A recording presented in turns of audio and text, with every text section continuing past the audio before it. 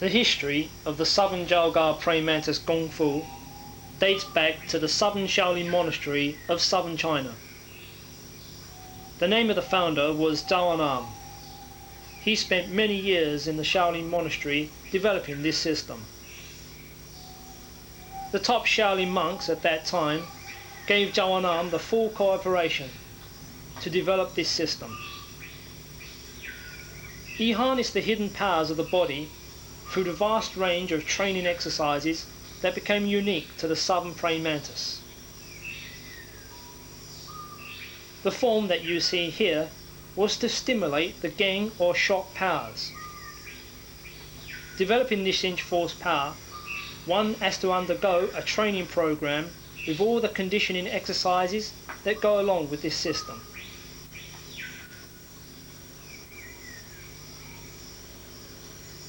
This exercise is called Yukio Chaisel. Its aim is to develop the legs, arms and the trunk of the body. One such exercise, Doijong, is a two-man training that develops one's sensitivity, strength, balance and footwork. When you have gone through such exercises, then you condition your body with hitting exercises.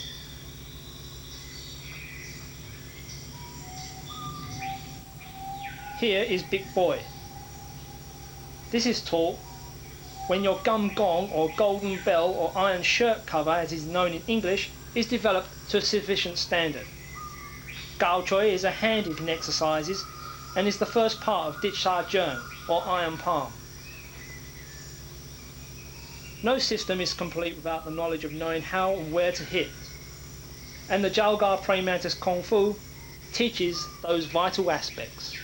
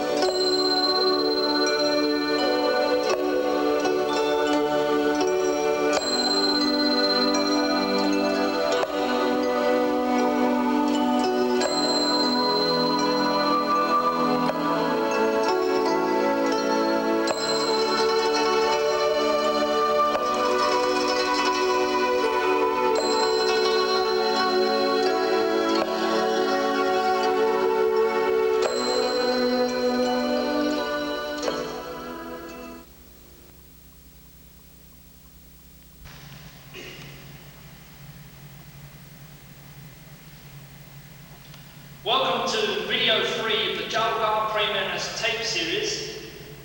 In this video you're going to see hand and leg sansao movements, hand and leg combinations, plus sensitivity training exercises, including trapping drills, as well as application of the techniques and fighting applications. I'm going to start off doing some basic footwork, plus hand combinations, and then we're going to work on to the sensitivity drills where you need a partner. So get ready and start the third video. First, let's see the half forward steps.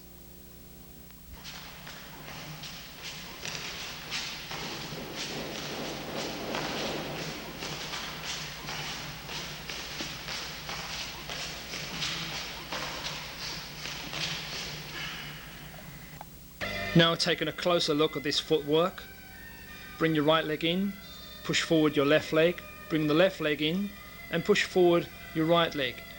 You notice that the legs come together at one point and then push out your leading leg. This is a defensive footwork technique against offensive steps against yourself.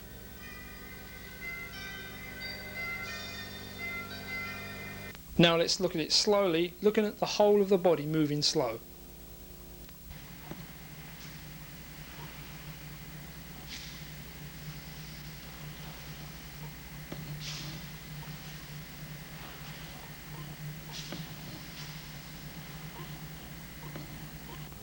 Now let's take a look at the left and right changing step.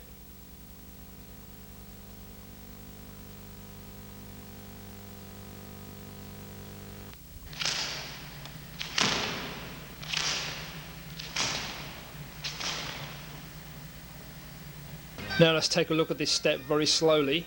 Right leg comes out, left leg goes forward. Simultaneously with your hands at the same time.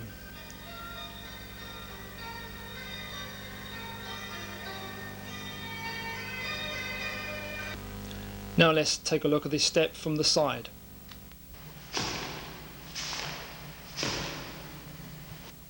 Now let's have a look at this same step but slowly. First bring your feet back together and then push out the leading palm. If you're on the right stance, you put out the right arm. If on the left side, you put out the left palm. Now let's take a look at the next hand combination of the sansao number 3.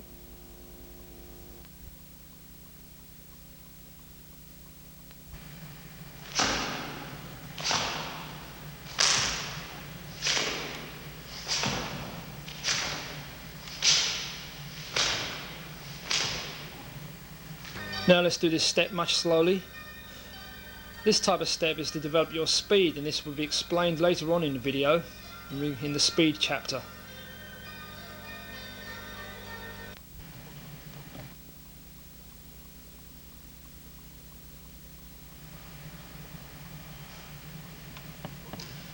Okay, you've seen the footwork.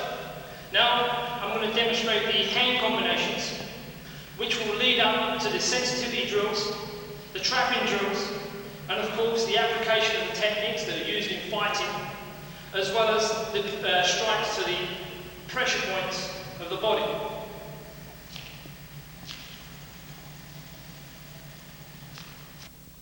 Now let's take a look at the first hand combination of this sansao number 3 video.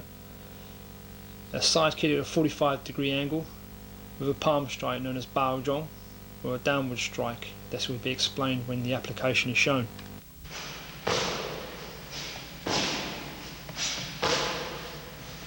Now let's see that same technique done slowly. First side kick and palm strike, called bao zhong or cover hand. Side kick to the right side and bao zhong. You notice that on training this exercise you're going in a 45-degree angle. This will be explained in the application of why you're actually going at a 45-degree angle.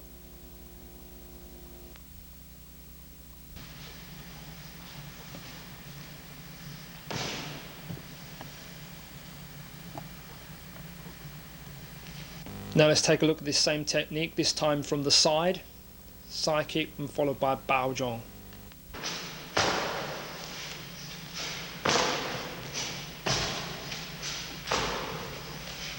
And more slowly, side kick and bao zhong. Side kick and then bao zhong. Right side kick and bao zhong.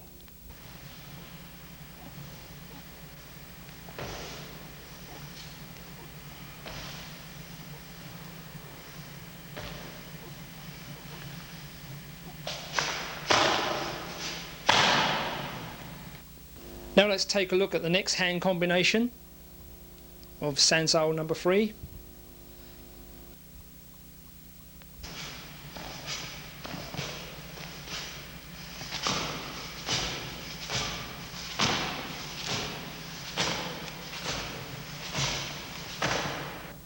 Now more slowly as you move forward. Right hand comes out in a circular motion, the left hand comes over the top with a phoenix eye fist strike to the hollow of the throat. Again, pressure points will be explained on this technique in the application of it.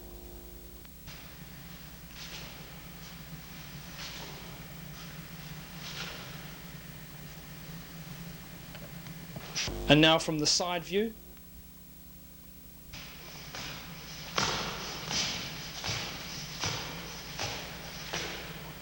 And now more slowly. Again, keep the hands in front of you. It doesn't come at the side of your waist in this technique.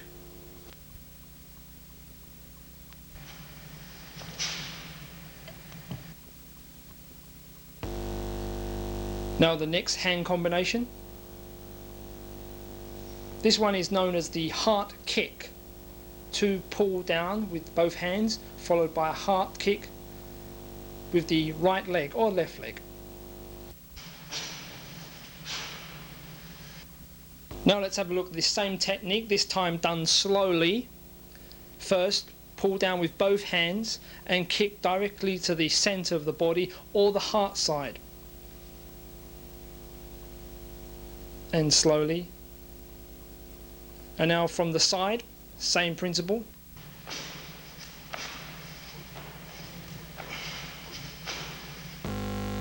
Now let's take a look at this technique slowly. Both hands grab the 2 wrist pressure points and strike into the heart side of the body. Pull down and strike.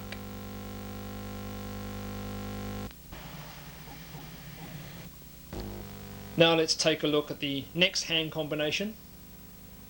This technique is a downward elbow strike on the gokji pressure point of the forearm, followed by a phoenix fist attack to the hollow of the throat. Now let's have a look at this technique much slowly. First, bring the elbow down and strike to the hollow of the throat. Again, will be explained in the application of this technique.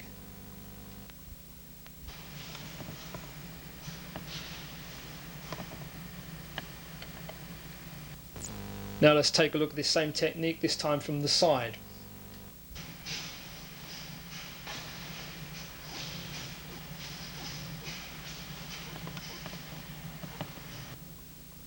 Now this same technique much slowly. As you can clearly see, the elbow comes down and you strike to the hollow of the throat. Keep the elbow well away from the stomach at the same time. Pull down and strike. This same technique can be done with the elbow and the phoenix eye fist punch, or with a chop to the throat. Now let's take a look at the next hand combination. It consists of over 18 different movements.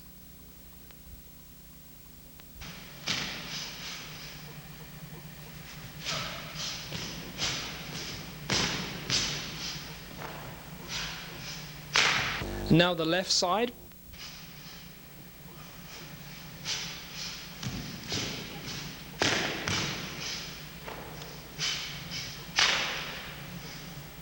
Now let's look at that same hand combination done from the side. First, overhead grab, pull and punch, move forward, double palm, elbow strike,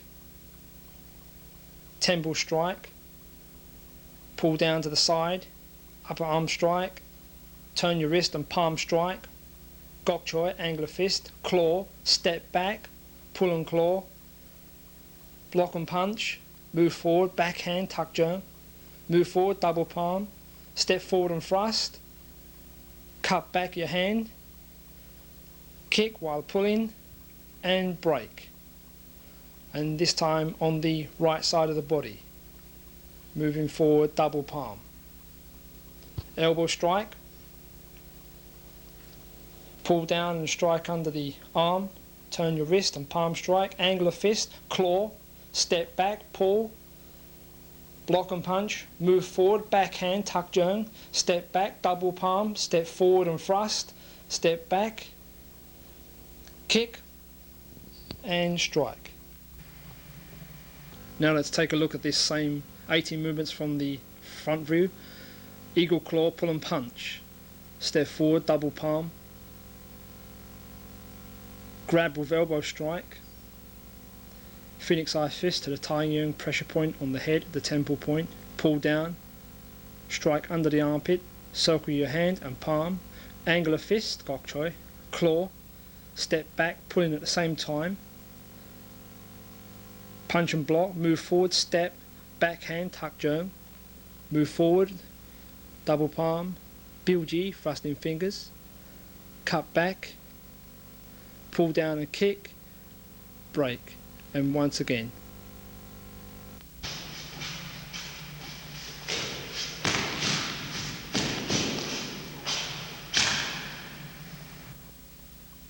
Now let's take a look at the next hand combination.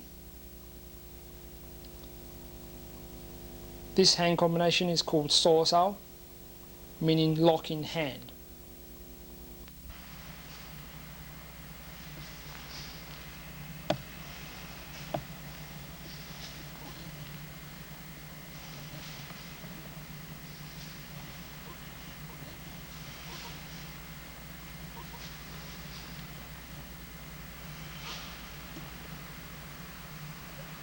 Let's take a look at that same technique, this time from the side view.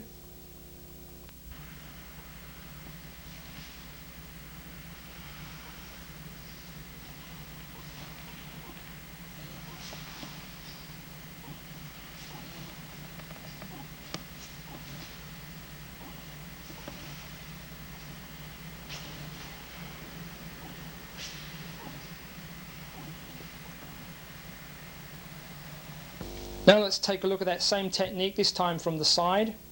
First, put out your right hand, called gar sao. Then come down into the sorsao position and palm to the ribs. Pay attention to the elbow in this particular technique. Keep it well away from the stomach. And finally push in your palm. This is called sorsao, which means lock-in technique. Now showing that same technique, this time from the front view.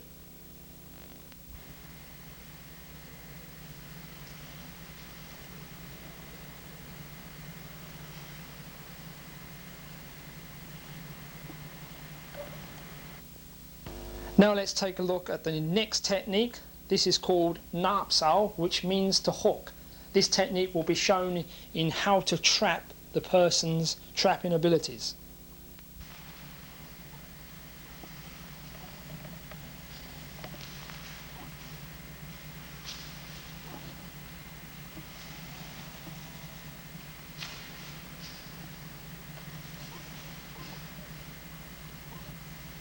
Now let's take a look at that same technique, this time from the side view angle.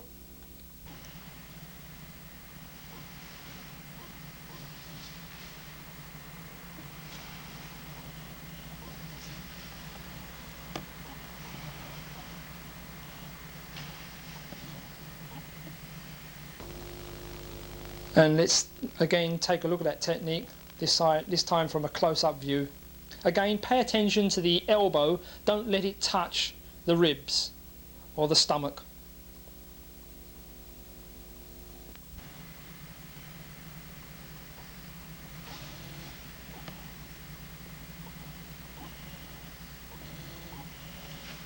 And again, a close-up view, but this time from the front. Pay attention to the elbow and the hand, it's directly in the center of the body, as you can see in the picture. Now let's take a look at the application of all these hand and leg combination techniques.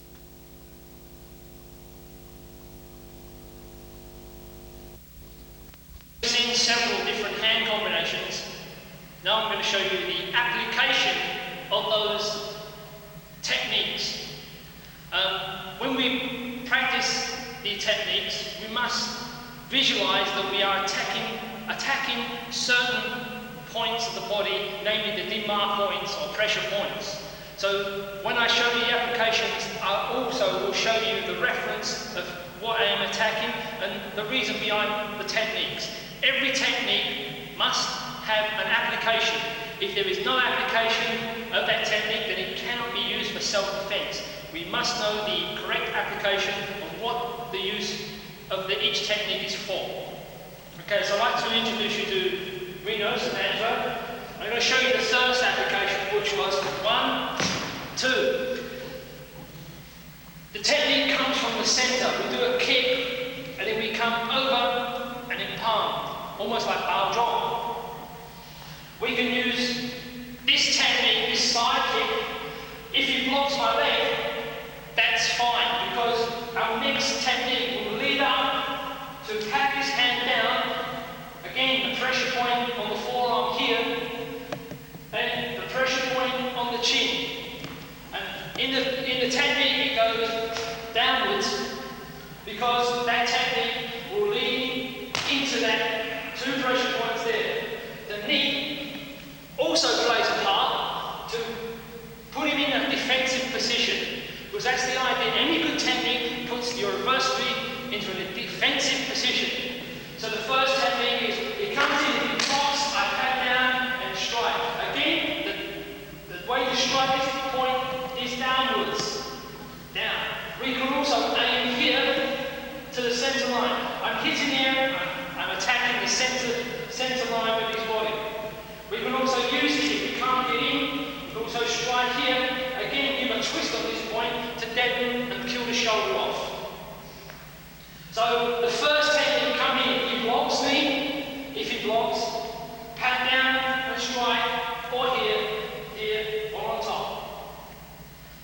If he doesn't block, then obviously it's a set-up movement. This is just a stun kick to move in, or to step and come in. So the first technique is done like this.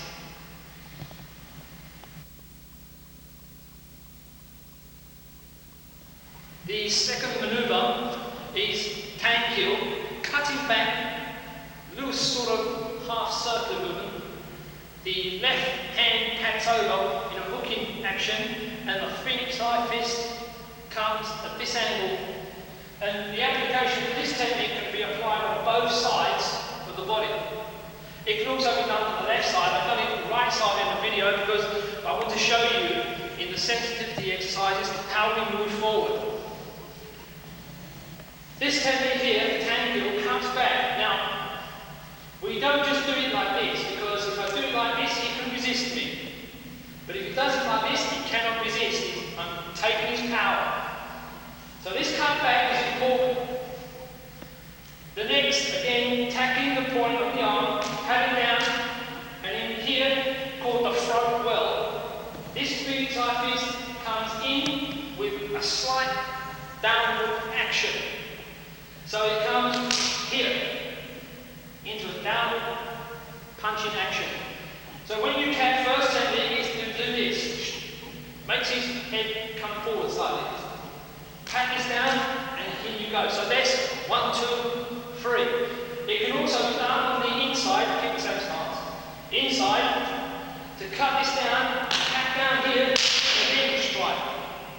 Both sides, this side and this side. We're coming in using the phoenix eye fist to attack this pressure point here.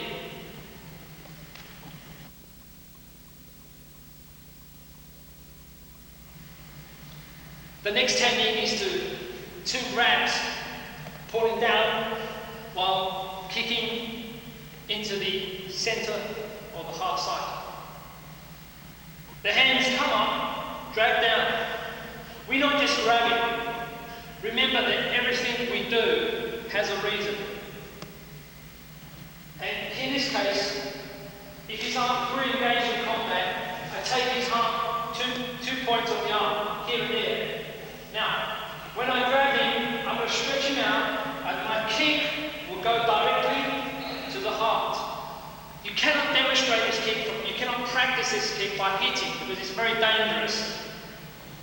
But to generally practice it, we go through our minds, in our minds, we practice this type of kick. Grab the 2 points here and then kick. Remember, use the thumb, this part of the thumb here and this part of the index finger to grab. If I just grab it like this, I'm squeezing, it doesn't do nothing. But if we use that part here and then squeeze, and when we pull, it hurts it more, and then there's that kick coming in. We can do left or right, but go directly towards the centre or just to the left side of his body to kick. And that's why it's called the half kick. Grabbing the 2 wrist points, again, grabbing these points makes the body weaker. And so therefore when we come in for our initial attack, it's more effective. So lift up, grabbing the 2 points on either side of the wrist, and then pull. And then finally land the kick at the same time, simultaneously.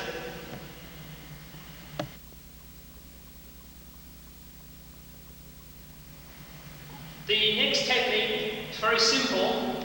It's 1, 2, or 1, and again phoenix eye fist. We can use the edge of the palm. We're using the elbow and stretch out the shoulder on this technique. Again, this will be explaining the sensitivity exercise as you progress in the video. Firstly, to catch this point here. Because if he punches me and I catch that point dead on, it numbs his arm. This technique now will fit perfectly in the throat, like this. So I'm actually dropping down on this here, on the pressure point, as you know, the crooked. Yeah, okay, and strike. 1, 2. You can also catch on the inside, which is here, same point, and again, or you can use this tuck technique again into the front well. So 1, 2. It's a very simple technique, and this will be explained in a sensitivity exercise how you can develop this exercise.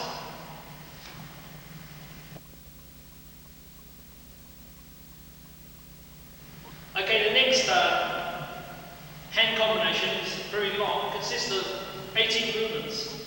The first movement is 1, 2, 3, 4, 5, 6, 7, 8, 9, 10, 11, 12, 13, 14, 15, 16, 17, 18. There's numeral applications. As I always mention, that there should be a minimum of 3 applications. But again, all aim for the important parts of the body, the pressure point, the dim mark points. So I'll explain the application of each technique. As I say, everything has to have an application.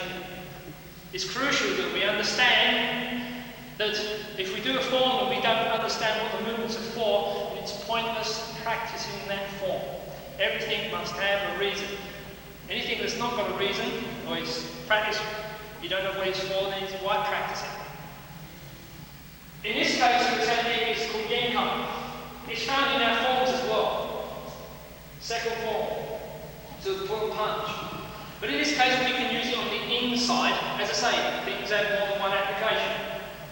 If, say, for instance, he goes to punch, we can grab inside, keeping the elbow in. And then at the same time, I pull in, and that's why that twist in action to actually come and punch. And that's what we're doing. When we practice movements, we must learn to go through. In other words, we don't just stop here and punch it. We learn to take it all the way through. And remember, grabbing here and this point here. And all the 3 fingers will fit perfectly on that sensitive part of the arm. This thumb will fit perfectly on the inside. And in practicing this, front. 1, 2, 2. That's where the technique ends. We can do this both sides. Here, same thing. You can see, twist this arm and then bring in. The next movement is here. We can do it again on both, if the form is done on both sides. The striking of points here, gallbladder, and here, gallbladder. Or we can do an attack here. Strike them together, simultaneously.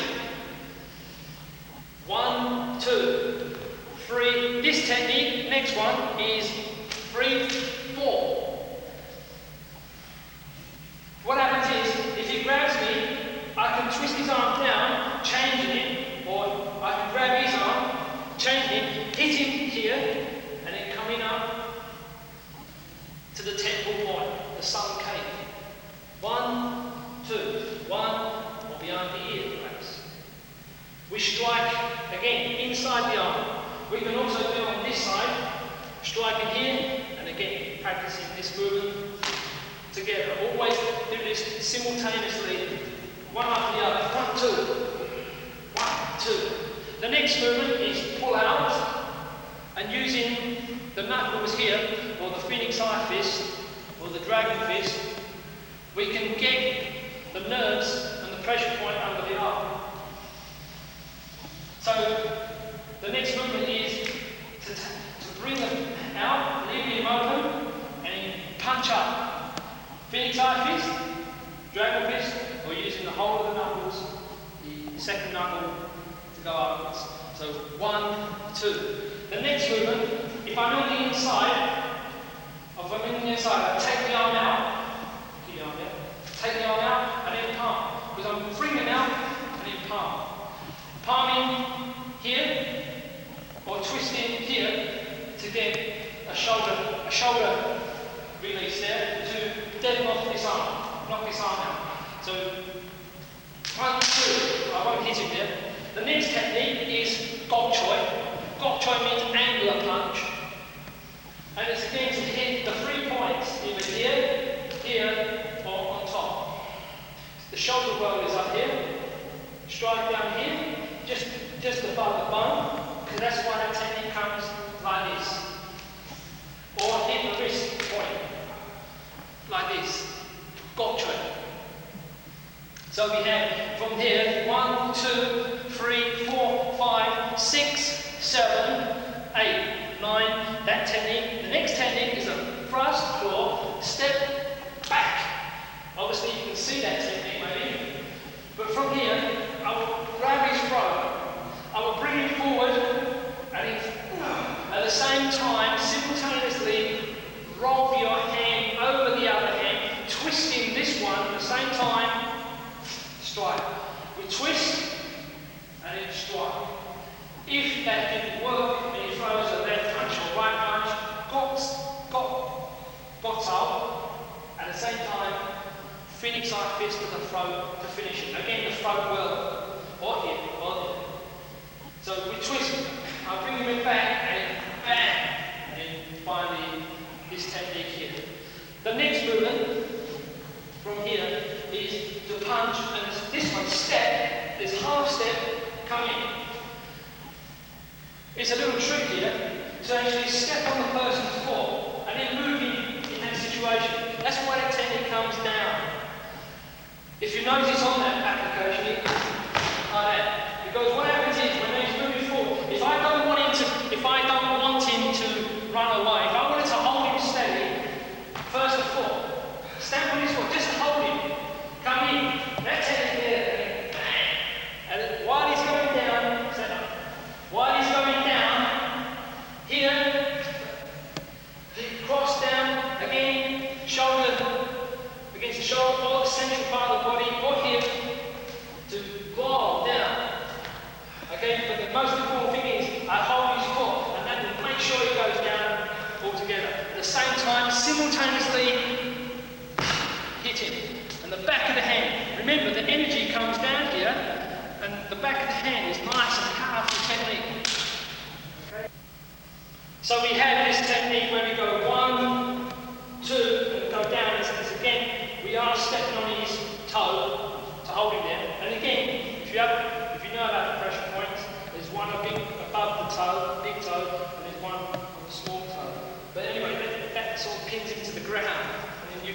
Any technique, just a hold, bang, you can't go anywhere. So we have that technique, this one. I come back like this and then I come again. The reason why I come back and do this, because if he does a side kick, I come and catch the leg, holding it here, and then move in. That's another application of this technique. Or again, we can use it to map out his body, striking here and there. To the gallbladder, and there's a point here, a gallbladder point here as well. So to catch, you don't have to just kick in, catch. This kind of movement, that's why it comes in. Catch, like this.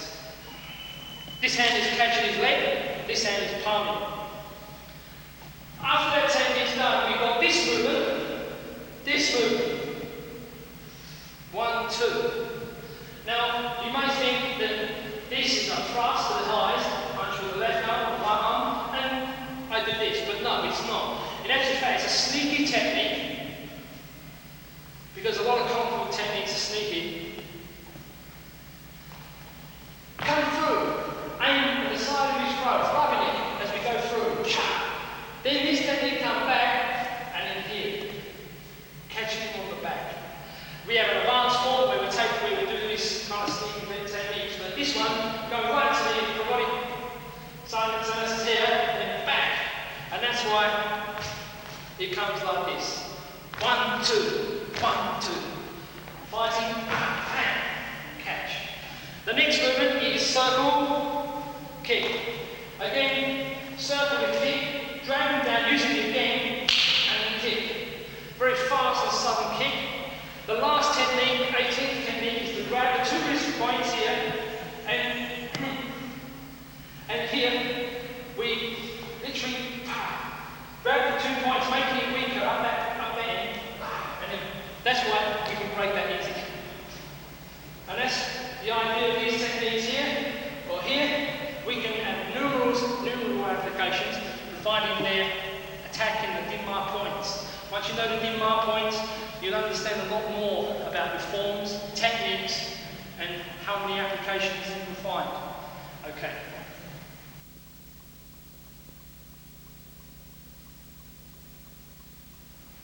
Okay, we have the next last two. This one, sorsal and napsal. First, garsal technique. This is called garsal punch. Now, the garsal goes out. When he attacks underneath, sorsal catches here. And then when we palm back, we also give a twist behind it. Once more. 1, 2, 3. Catching again. This point or this point here. 1 or 2. The napsal technique. Napsal is to put back. Again, catching and punching to the centre. Or if he blocks me, cut back and punch again. First, then here, cut back, then the solar plexus point here. Hook and lock. This is called locking hand. And napsal means hooking hand. Those are the hand combinations.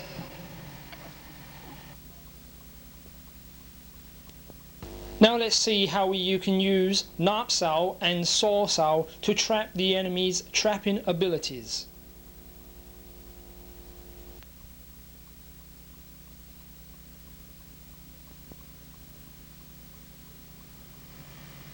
Okay, the last two techniques you saw in hand combinations were sorsal and napsal. Sorsal can be used low or it can be used high. Napsal is used in the centre. These two techniques are very good techniques against somebody who has good trapping skills for close-in fighting. Because close-in fighting is where the fight takes place. But someone who's got good trapping skills, they may be able to confuse you and that you may lose the fight. But therefore, Mantis techniques like sorsal and napsal will confuse the opponent and stop him in his tracks. So this is how we trap a trapper.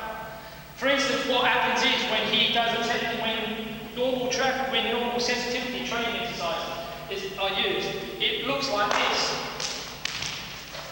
It just looks like that all the time. There's nothing, my reaction makes his next move. But what we want is to stop him completely straight away. and that's very simple. We use the napsal. He comes in, that napsal is no use, that's how we use it. See, he's trapped himself. My next technique is obviously to open his hand free. Yes, no hands free. He's trying to grab this hand, but he's also trapped this hand because the hook is stopping. That's why it's called trapping or hooking hand. So do that again. So come up, down we go, and then bang. That's why it goes 1, 2, 3. We can go straight in. There. And then this hand is free, and this one is free to go forward as well. So you can stop a trapper straight away with this simple technique. But if, say for instance, the next day, if he does that same technique, but I didn't happen to do that first technique again, and if he does this, then we use source up. Again. So he comes in, 1, 2, and that's when source up comes in. Again, it's free. This is where the footwork comes in, where we've been practicing half forward steps and all the other steps that you've gone through in the other videos. He comes in, 1, 2, and then 3, punching. So here we have certain techniques how we can use these movements. First one, for instance, trap, straight away. If I miss that first one, and then this one, and then I can take him out straight away. Simple technique. If he comes to grab me from the inside, we turn using this technique in the magic system. Again, there. That confuses him. Just a simple technique like that, and then come up and then strike. We can use it again, do that same thing. Oh, strike. Using that type of energy. So the first one is, he comes in, trap him. Instead of, if we just do that. See, we can go on forever like this. Stop him. As soon as he starts, stop him. Bang. If I miss that first one, right? Again, soars up, he's left open for me to make my move. And if he tries to grab, turn, that's the first line of defense. Doesn't end the fight, but it makes him in a more awkward position. So here are Manta's techniques for where we hook. And I will show you a sensitivity exercise later on that will actually develop this type of energy straight away. So like the first one again, hook it. Then this hand's free, isn't it? So stopping a trapper straight away.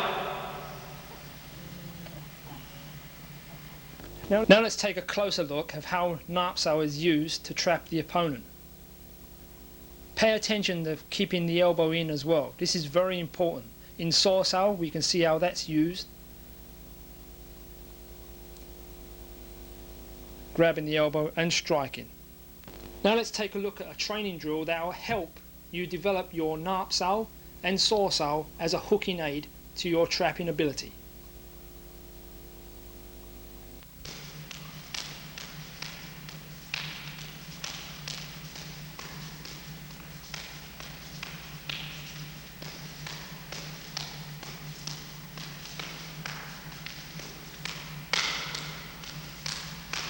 Okay, good. Right, when we do this type of chopping hand, pay attention that as I'm pulling him, he's using the gunga choi to put my pulling hand in a much more awkward position. When he pulls down and chops me, I will use the half fansal to hook him. And this continuous training of this chopping exercise will develop your trapping against a person who tries to trap your hand. So if he comes in, we trap your hand with the napsal. It's such a simple technique, yet it's a very effective one against a person who knows trapping.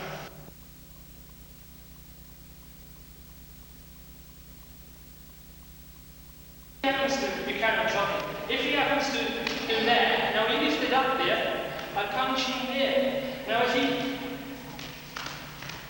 okay, that, and then I come in. Now the next technique in the hand combinations is this one, followed by this. Now if I happen to punch him, he thrusts down onto the pressure point of my hand and chops.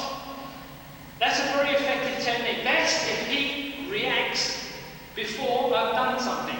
In other words, if he moves his hand before, if he doesn't feel my energy, and he pulled, if he moves, then I can come under. But his line of defense now is to drop down on the pressure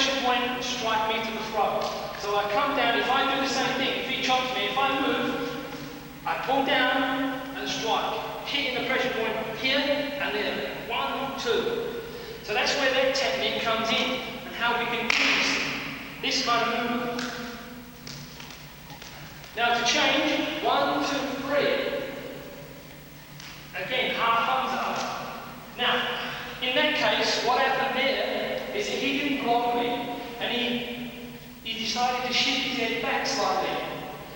In this case, we use this pressure point of the arm.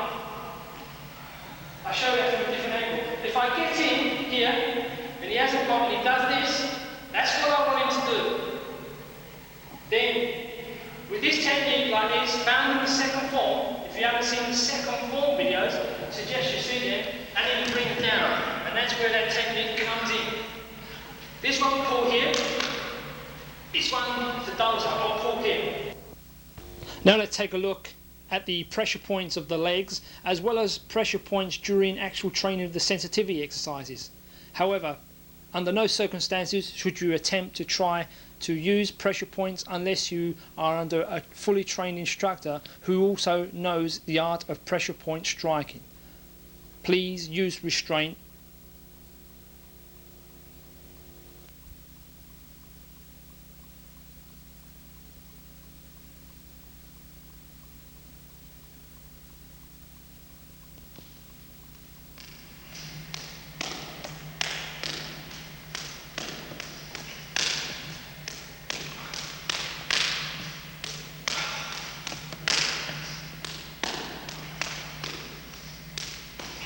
Okay, that was the first exercise we done on the first video of the Sansal movements.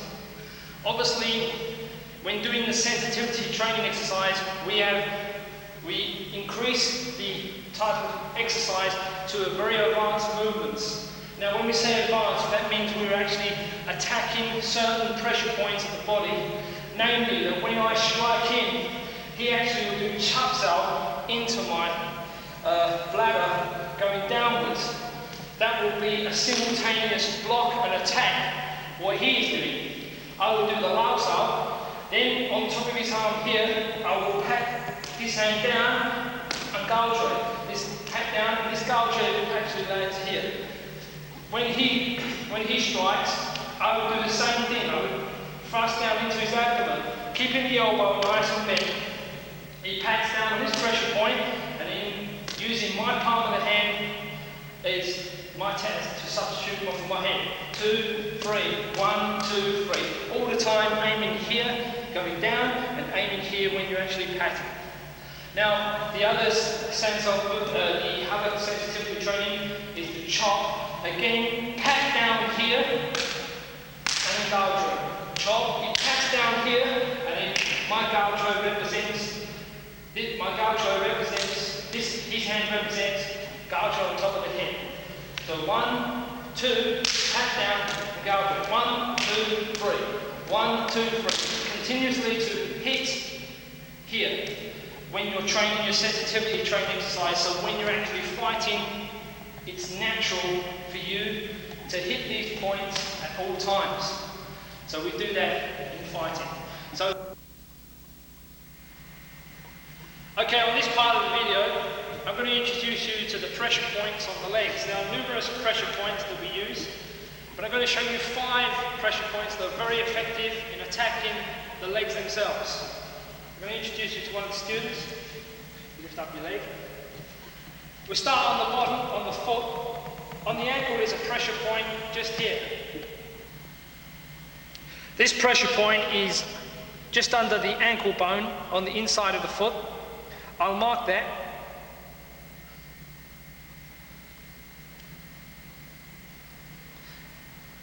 This pressure point can be hit or struck or pressed in an upward fashion or a downward fashion towards the big toe. Okay, so you have that pressure point which is on the ankle. If you catch the foot, okay, use your thumb to push towards the big toe or towards up your leg, and the pain bring down to catch the pulse and the nerve that sits just under that pressure point. I will tell you and explain to you in the next minute how we can catch this pressure point and make this one more potent.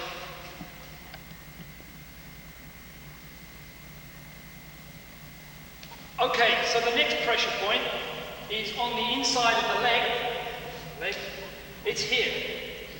I'm going to show a close-up of that and tell you the angle and direction to attack it. This pressure point is here. I'll mark this. The angle and direction to attack this pressure point is at a 45-degree angle coming back on yourself, hitting this direction.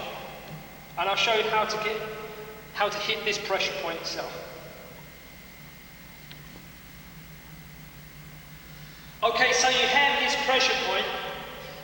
The angle and direction is coming back on itself. We can use the heel to hit coming this way and it drops him straight away. Or we can use, lift up your leg, we can use the palm to strike or the gouge. Just a small tap. If you get the angle and direction correct, you need less power. The next pressure point is, lift up the leg again, is on the inside of the leg, above the knee, about an inch above the knee. I show a close-up of this one as well. This pressure point, again, above the inside of the knee joint, here, just off the sartorius muscle, which is here. This pressure point to attack is, again, this direction.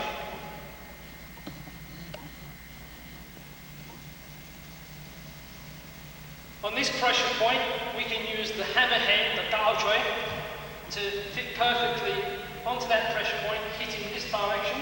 We can also hold this point to make this point more potent. Okay, I forget. Also, we can use, put forward, we can use the heel to attack it, just like this one, but instead of coming back at a 45-degree angle, we come more towards the left side, because I'm hitting the inside of his right leg, again, to strike, and then we can drop him and do our next move.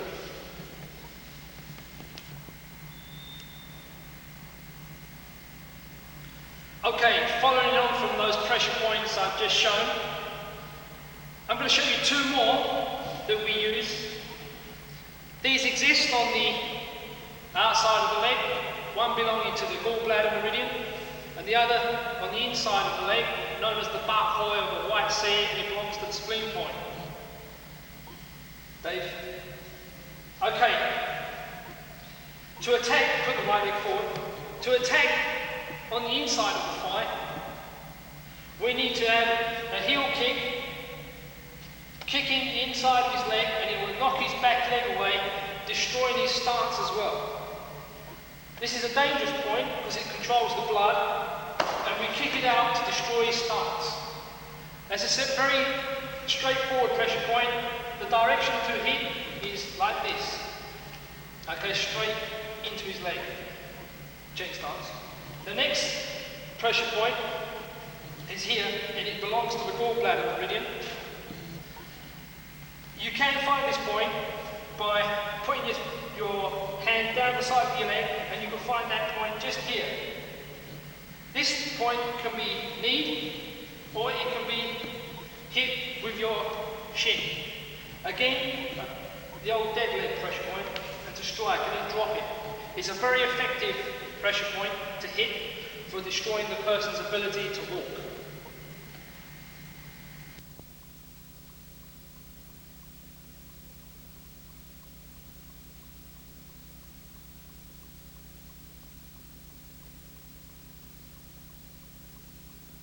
Okay, so you got this one, which I've shown on another individual, so that the one's just above the inside of the knee. Again, we'll drop your opponent by hitting and drop the person, and then you can attack him on top of the head. Okay, that wasn't too hard, hopefully. Okay, the more harder you do these, obviously the more they hurt. And the one down below is very sensitive, just need a tap, provided you get the right direction. All this area here is very sensitive. The one at the back, you'll have to use with a hooking motion, again coming towards this direction. The one down, the one on the knee, you can hit down. And it comes here, and then that's how we finish it. You go this direction, back, and down. This one, this way.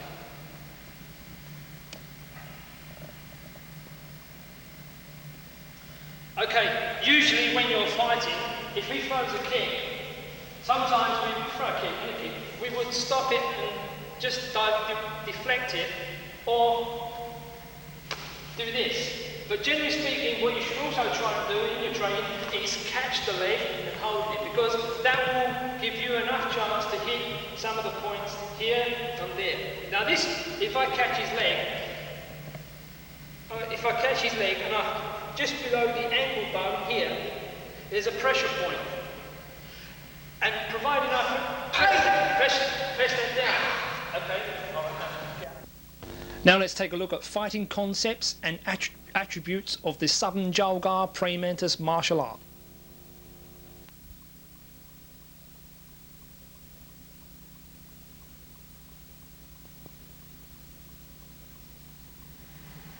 Okay, in this part of the video, I'm going to introduce you to the fighting aspects of the Southern Chou Gar praying mantis system.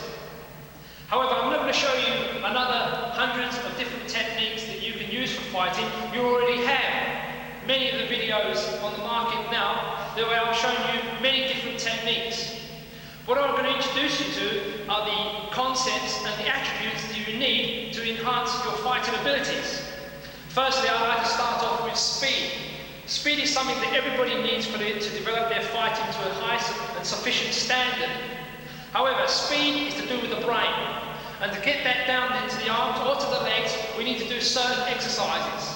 I'm going to start off with one of the exercises that we done earlier on in the video, and that's a turning exercise whilst in the stance.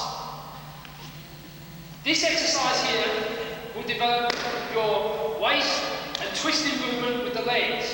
What I want you to do is pay attention to your count of movement. Okay, so for instance, if you go 1, 2, and you feel that energy bubble up, 3.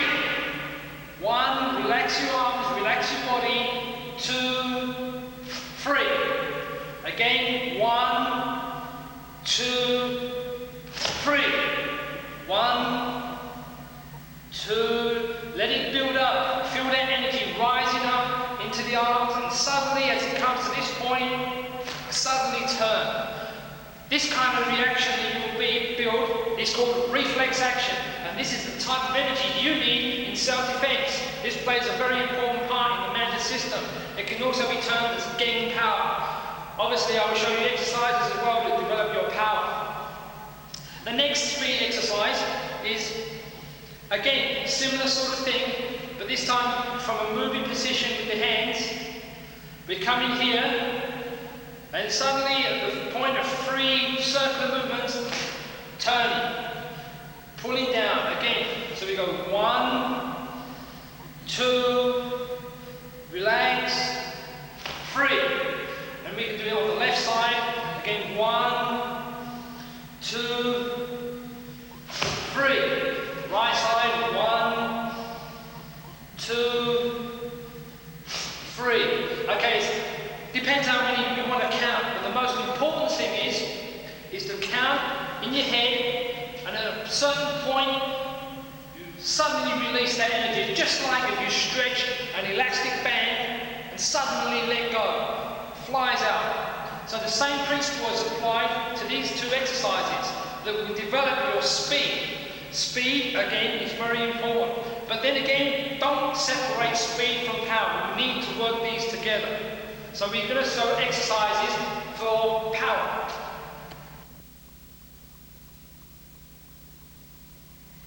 Okay, now we come to power. In the mantis system, there are 3 levels of power. Namely, the first level is Chou Geng, which means your strength is rough.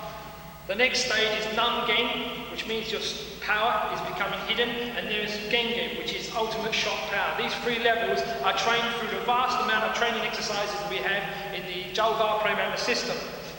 The techniques that we do in the Summer Prayamanas, we actually train power through those techniques. So if a technique is with the elbow in, we actually have exercises where we develop the forearm, and the shoulder to produce that power coming from your elbow inwards. For instance, this power called this exercise called Yiu Chai Cell. Okay, you interlock your leg because you will develop your hip here and your calf muscle. You interlock your tricep, your hand at the wrist. This hand is here and you push. You come over to this position, keep your elbows in, don't let the elbow fly out. Push, continuously pushing like this.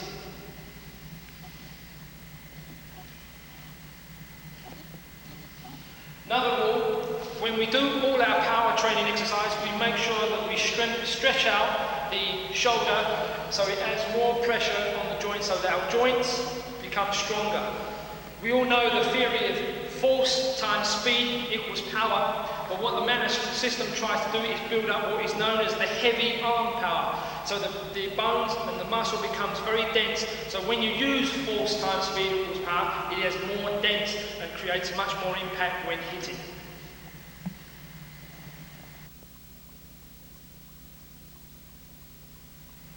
Okay, the next principle is to put the speed and power together. For instance, there are many ways of doing this. Earlier on in the first part of the concepts and attributes, I've done this exercise, sort of building up 1, 2, 3. Then we've done the grinding arm tricep. But we put these two together and we have to have the power and the speed together. And we can do this by practicing on a focus mitt. Take your right stance. We move in like this and do a gao joint, hammer hand technique. But when we do this, we don't just step in like this. We actually build up this 1, 2, and then 3, release, just like an elastic band. Or imagine you're touching like a hot spoon and then suddenly release that power. So we stand here, relax your arms down or keep your arms up.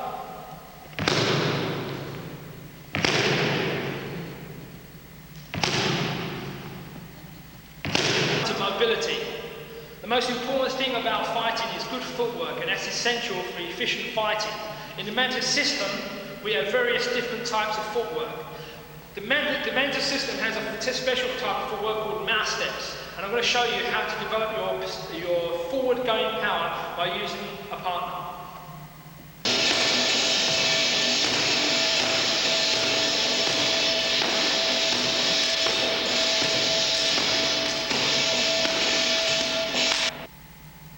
Okay, that's the first exercise. So let's now see another exercise to develop your forward moving power.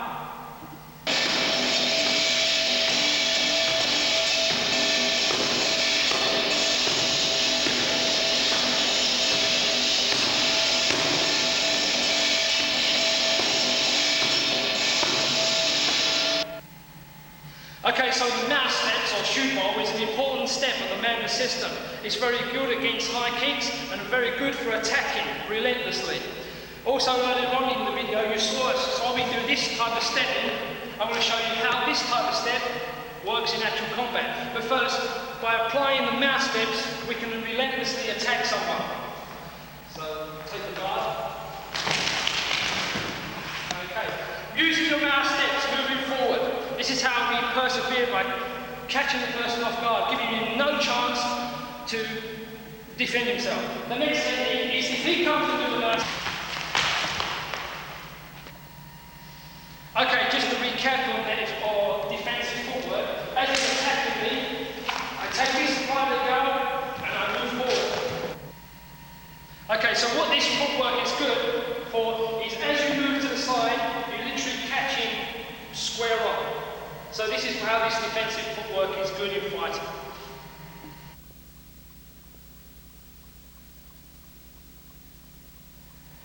Okay, the next technique, again using footwork to go against high kicking techniques.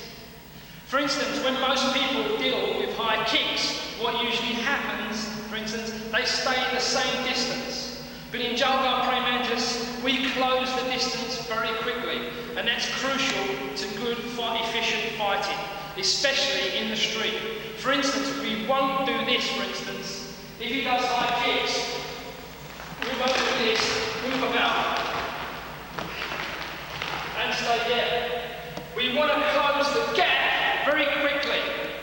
If he's, for instance, so, give an example, if he does high kicks, move in straight away. Again.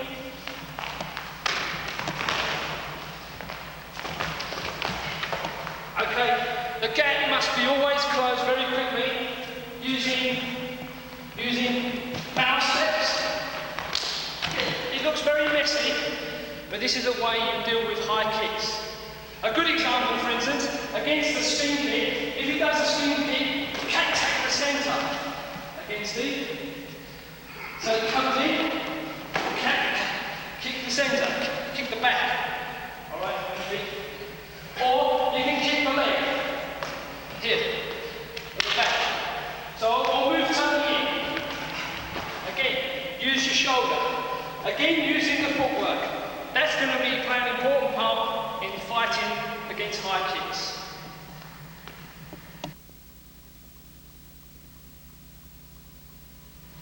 Okay, now we come to some little tips in fighting, etc. A lot of the mantis, southern Chou Gar praying mantis techniques are simultaneous block and attack, either with one hand at the same time, attacking one pressure point, or we can block and attack at the same time, hitting 3 pressure points at once. This is more advanced mantis techniques. I'll give you an example of a 3 pressure point attack, again, simultaneously. He comes in, say for instance he throws a punch. This technique here will hit on the pressure points of the bicep, on the inside, and simultaneously the elbow will come in. This is how we work this technique here. This is an advanced technique of the southern praying mantis. Again, if he punches me to the stomach, I will block and strike the stomach. Same with this side, using the sighter, I will deflect and hit the stomach again, attacking a pressure point at all times. In the Chou Gar praying mantis, advanced techniques are actually to hit 3 pressure points simultaneously, as you can see here. Also to block simultaneously with one arm and strike exactly at the same time. Here we see again, deflect and strike the stomach point. Okay, so I'm not going to try to introduce you to more different techniques that you can practice. You already have the hundreds of different techniques that I've already shown on this video, as well as all the other videos. But for instance, if we move in with an attack, and he blocks, I attack, this foot, this leg will expose this pressure point, and we can attack that here, or we can attack this pressure point here. Come back up. So attacking this pressure point drops him. If he turns his leg in this way, then he exposes this one, and this is when we can use this pressure point here. So if you move in, or here, then he's bound to expose either this pressure point, turn the foot in, this pressure point, and we can attack those with that technique. If I come in again, and I'm in this position, and I can't get to this one, then I hook my leg to attack the inside of the pressure point that you saw early on in the video, and again, coming back this way, 45-degree angle. That's a very effective pressure point. On catching the leg, if you catch the leg, obviously you can break the foot or hit the toes if he hasn't got shoes on, but if this pressure point is exposed, if you can get it, then use the knuckles to hit it. And that's a way of attacking that pressure point. Okay, the next part of fighting is strategy. You need a certain amount of strategy and understanding of how a person will react in fighting. For instance, a good example is, if I want to attack anywhere above, I may need to do a technique low first, whether that be a kick and come in, or whether that would be a hand technique and then come up. Same vice versa. If I attack high, if I want to attack the lower part, I may need to attack high first, he goes to block it, and then we come with the next technique. And the cycle continues either up or down, or left to right. Suppose if I want to attack on the inside, I may do this first on his right side, and then come in on the left side. Another strategy theory is this is a trick. If I leave myself open, he may come into the centre. As soon as he comes, we use Mao Zhong, a cover round, a very famous technique of the Southern Brain Management system.